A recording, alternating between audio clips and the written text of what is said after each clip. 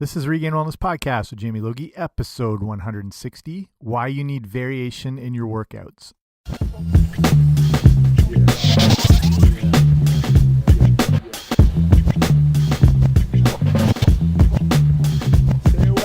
Hey guys, what's happening? Welcome back to the podcast. I'm Jamie Logie. I run regainedwellness.com, and this is Regained Wellness Podcast of the same name. So thanks for coming on out. And if you're brand new here, extra special welcome. I do shows on everything, primarily nutrition, but I mean related to everything health, wellness, fitness, and things like that. And you can check out all the other episodes I've done, interviews I've done with some amazing experts from, New York Times bestselling authors to guests of shows like Dr. Oz or Food Network TV show contestants, a bit of everything. And today's episode is more fitness centered and talking about workouts and variations, why you want to keep things switching it up or being switched up, and ways to like have that variation put into your routine or whatever sort of program you're on. So it covers a few bases and everything. So before we get right into that, make sure if you haven't already subscribed to the podcast, wherever you find your handy dandy podcasts, whether it's Apple Podcasts, iTunes, Stitcher Radio, anywhere you'd find a podcast, I should be there. So I'm not too far away. Okay, let's do this thing.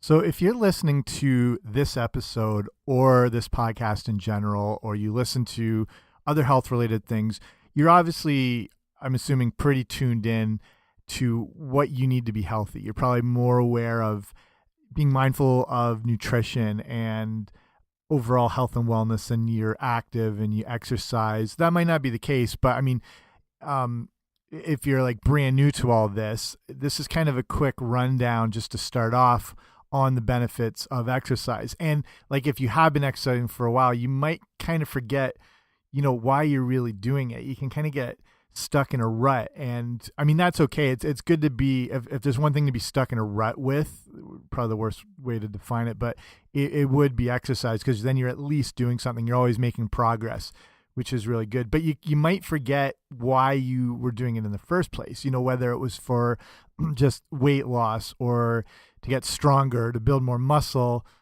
But it goes pretty deep. Obviously there's a ton of huge reasons why you should exercise. Here to me some of the highlights, obviously right off the bat, improve cardiovascular health, your weight control. I mean, the majority of people are probably working out to look good, which is completely fine, but besides the aesthetic appearance, with weight control comes better overall health. You've got exercise to help increase your joint strength, even your bone strength. And that's one of the big benefits of resistance strength training, is not only is it strengthening your muscles and building muscle, it actually strengthens your bone. Then exercise will help lower your cholesterol levels.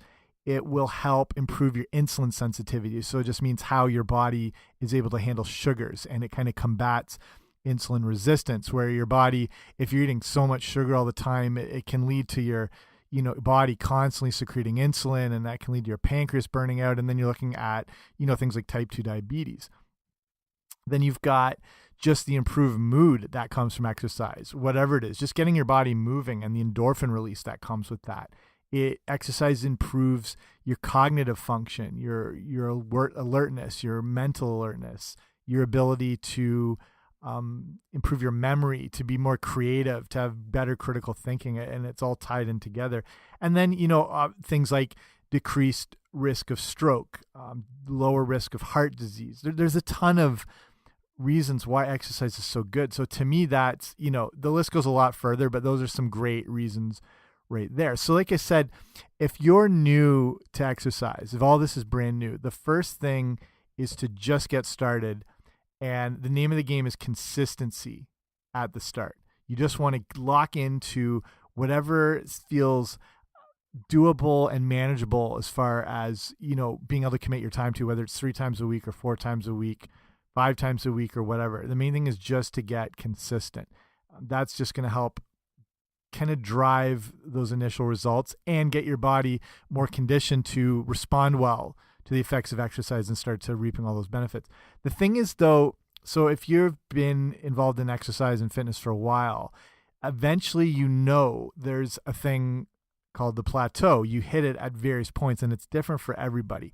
As far as, say, with weight loss, you might be making some progression for a while, and then bam, you're stuck at whatever for a while. Same thing with like gaining muscle. You can make some big improvements, some big jumps and changes, and bam, you're kind of stuck at the sticking point. And your strength or your endurance. And when people are starting out, I always say, give it 2 weeks.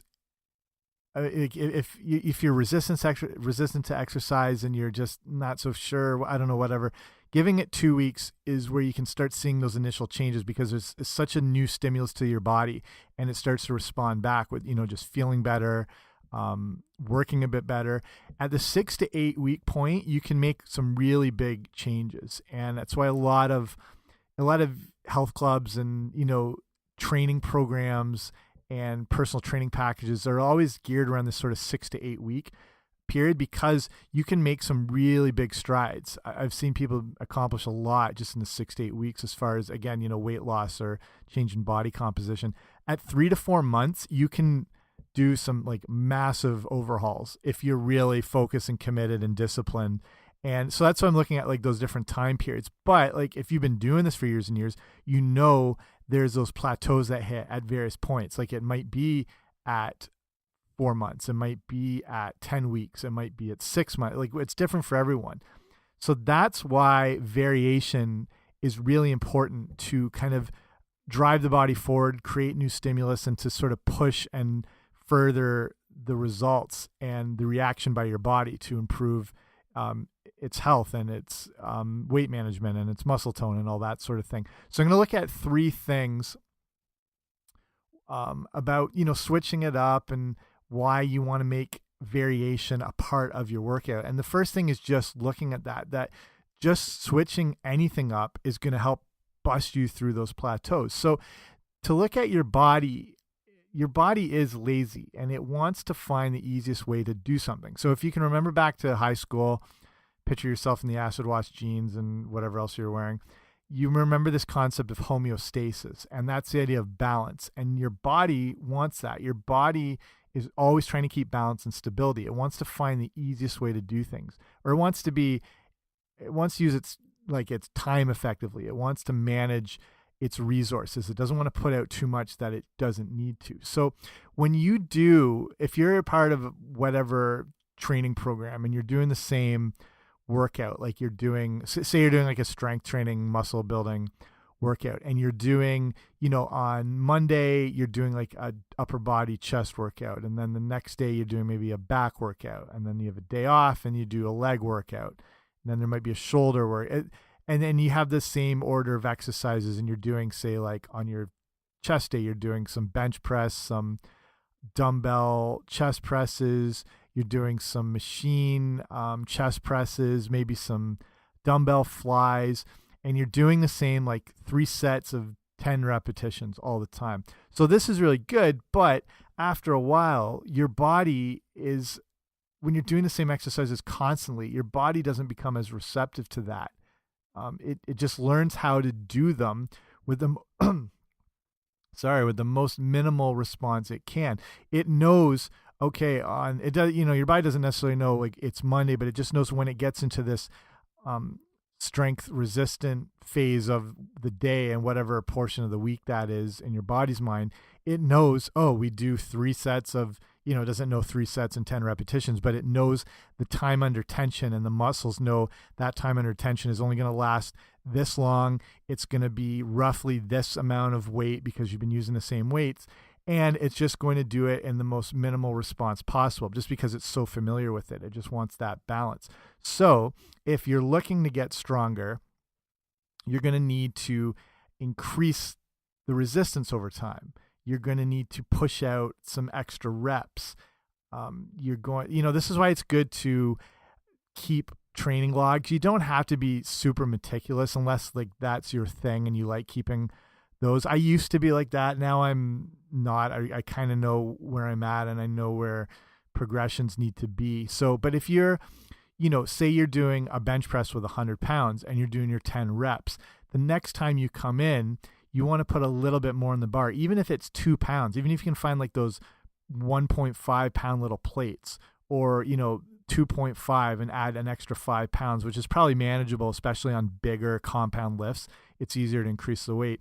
So now you just want that little bit of change in resistance, and your body has to accommodate that by, recruiting more of the muscle fiber through like your pec muscles and your deltoids and triceps and all that sort of thing. So it recruits a little more of the muscle, gives you a little more stimulus, and then that's how your body responds to adaptation in the case of this muscular stress by building muscle back stronger. And that's basically what exercise is. It's a reaction or an adaptation to stress. It happens, though, that it makes us feel better and look better and perform better. So it's a good effect that we're looking for. So it's about making those little changes with a little bit of weight. Or, if you've been doing your 3 sets of 10 repetitions with, say, that 100 pounds on the bench press, the next workout, you want to crank out that extra rep. Try and get that 11th rep out, maybe a 12th.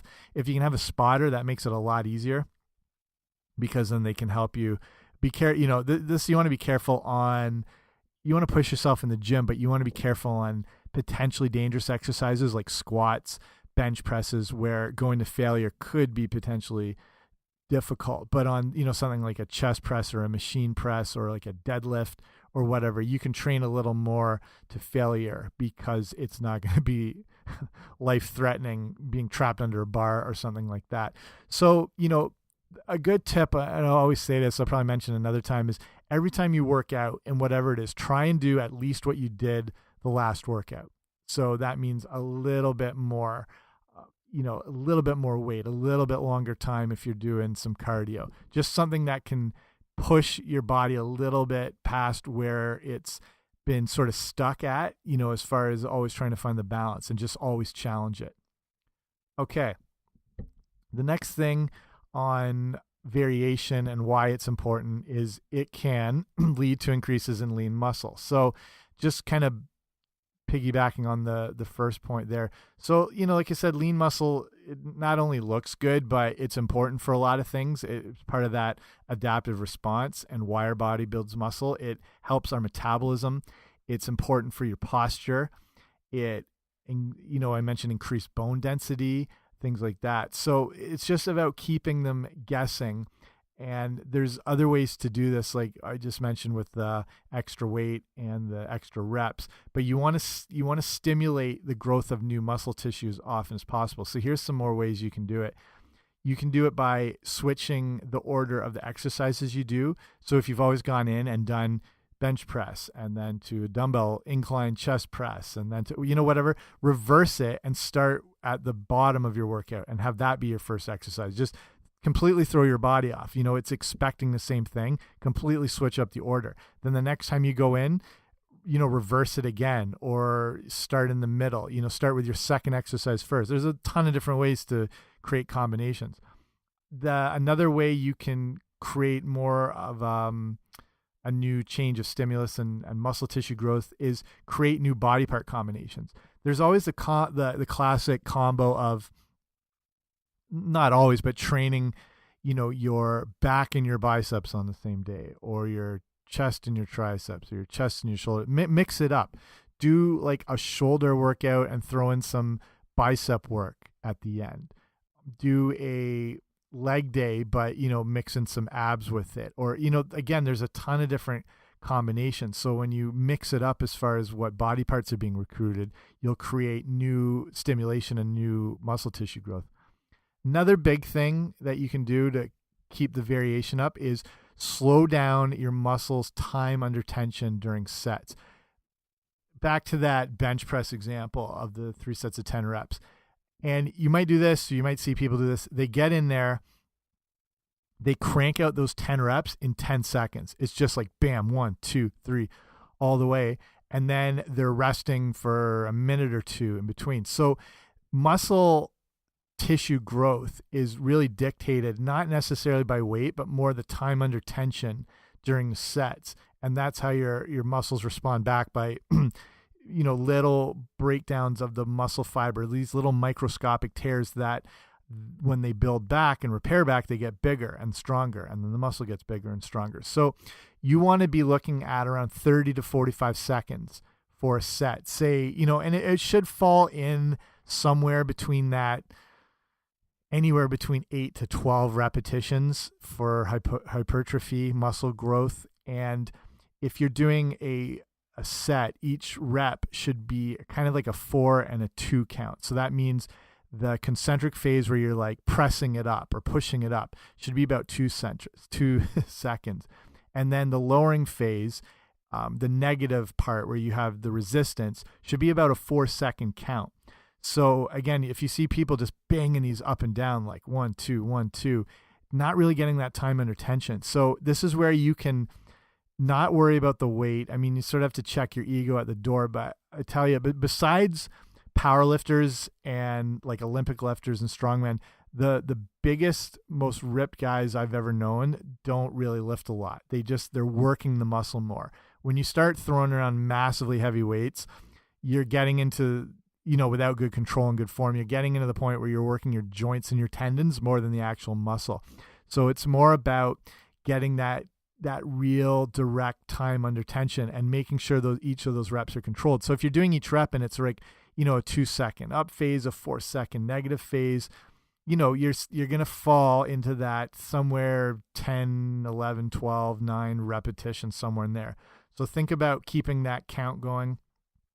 And then ideally, you've selected a weight that around that point, you can't really do any more of. If you're able to do that, 4-second and 2-second range, and you can still crank out like 25, the weight's not heavy enough. You need to add some more on. Same thing, if you're using that time, that 4-second and 2-second range, and you can only do like 4 or 5 reps, it's probably going to be too heavy if you're looking for real muscle growth. So something in that 8 to 10 to 12 repetition range. Okay, and then another thing you can do to keep the muscles guessing, stimulate new growth, is cycle between different rep ranges. And so this gets a little more into complicated sort of programming and what they'll call like deloading phases and whatever, but you don't have to make it that complicated. It's just more about if you've been doing, say, that 10 to 12 repetition thing, I'd say at kind of a 6 to 8 week point, you want to take a week and then maybe do a little bit of a heavier phase and go down to like more of a 6 to 8 repetition range, even like 5 to 6, still using good control, still using good form, but keeping it a little more on a lower rep phase. And then, you do that for a week, maybe 2 weeks. And then when you get back to that different, that 10 to 12 repetition range, your body is now able to sort of readapt again. It's changed the stimulus. It's had a little more resistance and strength, and you've maybe built up a little more strength. So when you go back into the regular phase, you're able to maybe handle a bit more weight at the repetition range you were at before. And that's going to get you more strength, more muscle, everything like that. You can, and the same thing too, if you've been doing some heavy stuff for a while, if that's, the type of training you do, it's good to take a week where you have a lighter period where you're maybe doing like 12 to 15 reps, just to give everything a little bit more of a break, especially again, like your joints and your tendons, let them recover, but still keep the muscles active and working, but not absolutely pummeling them, even giving your central nervous system a bit of a breather like that. So then, so from there, other things you can do to stimulate new muscle tissue growth, just adding in new exercises. I know, again, it's not that we get complacent, we're creatures of habit, and we like to do the same things, especially when you get good at them, and if you've really mastered form on whatever exercises. But when you find yourself hitting a plateau, this is when you want to add in new exercises. And there's obviously thousands of things. So if you have to, just look up, online or go to YouTube videos of new variations on chest exercises. So like, say you're doing a dumbbell chest press, you can switch that up by doing, even just changing like the incline on the bench, but you can mix it up by doing some, say, like decline push-ups, or where you put your feet up on an exercise ball and create a little different resistance like that. If you're doing dumbbell chest flies, you can switch it up and, maybe use like one of the cable machine flies, which is a bit of a different sensation, but a new exercise and a new stimulus. I mean, there's so many things you can do as far as finding different variations on exercises, just adding in one or two, something a little bit different to give your body a new challenge and some new resistance to overcome. And then one more thing I would say as far as for variation is throw in some high intensity interval training. And this is going to give your body just kind of like a quick jolt. It's going to give it like, I don't know, it's like jumping into a cold pool. It's going to sort of shock the body, but in a good way. And with high intensity interval training, I'm meaning it can look like a lot of things. It can be, some circuit training things where you're doing 4 exercises in a row and you're doing each one for say 30 seconds and moving through. Or to me, the easiest way is to do some cardio HIIT training. And a simple way is just getting on like a stationary bike. Going, do a 5, this can be at the end of a normal workout or it can be on its own on one day. It's just, you do like a 5-minute warm up and then you're cranking up the dial to a tough intensity. Like say if the dial goes like from 1 to 10, it would be like a 7, maybe an 8. And it's a real push and all out exertion for around 30 seconds, even 20, 20 to 30 seconds. If you can go more than like 45 at this high pace, you're probably not in the right intensity range. The real high intensity interval training needs to be around this 30-second phase. And then you're going to lower the resistance rate down to like a 2 or 3, make it easy. And it's it's a lower intensity recovery phase. And that can last anywhere from 90 seconds to 2 minutes, where you're sort of catching your breath, everything like that, recovering, and then boom, crank it up again and go. And you can do this, anywhere from 5 to 8 rounds. Then you can finish, with a good 5 or 10 minute cool down, do some more stretching. So this type of training, and I've covered this a lot on the show, I'll link up some episodes on high intensity interval training and why it's so beneficial. It gets more into the science of everything.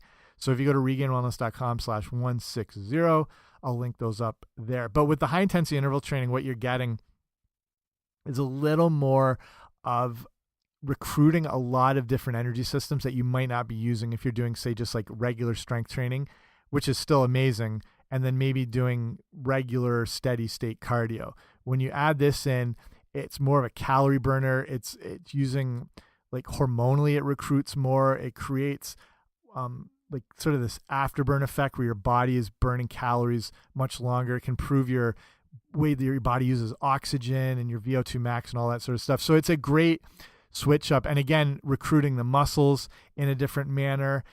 Building more fitness and some lean muscle and strength and stuff like that. So easy to incorporate in. I'd maybe do it like 2 to 3 times a week. It can be part of your regular training, but it's just a nice way to sort of blast through a little plateau. So, I mean, your body it needs a constantly changing stimulus in order to respond back with increased muscle mass. So if you're looking to put on more muscle, these are things you want to do. And again, I'll say it, the best workout is the one you haven't done yet. Always keep your body guessing. So another third big thing here why variation is so important is new types of training can increase mental stimulation. And I've done another episode on this too about exercise and its ability to help your productivity, your creativity, your memory, all that sort of thing. I'll link that show up too. It's really interesting. There's a lot of really deep science on it. And an amazing thing about exercise is how it's able to do that, how it boosts your memory, your concentration. If you're trying to be creative and you're stuck in a rut or like, what you'd call like writer's block, but depending on what sort of work you're doing, taking a break and just moving or walking can help sort of stimulate that cognitive function, and that you can kind of burst through that little sort of brain fog and come up with better ideas and more creative things. So that's the thing with exercise. If you're always on a treadmill all the time and you're just stuck watching, like Keeping Up with the Kardashians, your brain activity basically comes to a halt. Obviously there's still activity and your body's still moving, but giving yourself something new to concentrate and focus on is going to better engage your brain. So that's why it's good to do new type of workouts and new body part combinations and HIIT training. Even getting outside for a hike creates better brain recruitment, just because if you're in a constantly changing environment, there's different stimulus from everywhere. And as well as there's a constantly changing terrain if you're going hiking, where your body has to be, or your mind has to be very aware of navigating all this change in its environment that's going through. It's not just walking on a treadmill in this steady state. It's got to be much more active. And then that is increasing your mental stimulation. And then again, that has sort of a spillover effect to the rest of your life. So I'll start wrapping up here. It's just sort of an encouragement to try something new because it's going to enhance and improve your fitness. Variation's important. You can be exposed to new activities and challenges by getting out of your regular routine. And you might find hidden talents and skills you didn't know you had. So if you find yourself sort of bored with your fitness and you're stuck in a rut, try taking yoga or Pilates or something like that. Or join like a running club or a beginner squash league.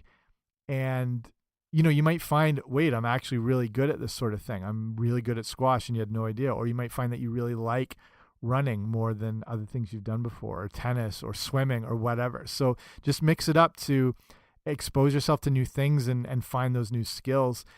Engage in some new workout variations. You'll find better results and better progression from it. So I'll finish here. Hopefully that helped you. I find that this is something like sometimes I need the reminder of. So hopefully it's beneficial to you and you've seen the reasons why you want variation in your workouts and some ways to achieve that. So thanks for listening. If you like the show, like I said, make sure to subscribe on iTunes or Apple Podcasts, wherever you get your podcast. And make sure to check out the show notes. So regainedwellness.com/160. And you can check out those other episodes on some of the things I was talking about that just go a little bit deeper into it. So that's it for me. Thanks for listening. See you soon.